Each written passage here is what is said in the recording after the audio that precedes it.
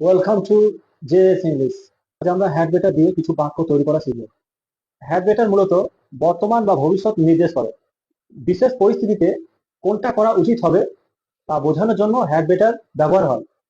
যেমন আমরা কিছু বাক্য বলি, আমার বরং ইংরেজি শেখা উচিত হবে, তোমার বরং যাওয়া উচিত হবে, তার বরং আসা উচিত হবে।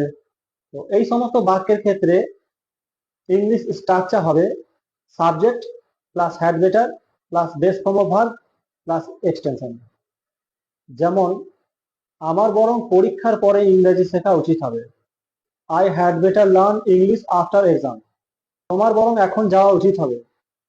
You had better go now. তাদের বরং আগামীকাল আসা উচিত হবে। They had better come tomorrow. আমাদের বরং সন্ধ্যায় আলোচনা করা উচিত হবে। We had better discuss in the evening. Thanks for watching.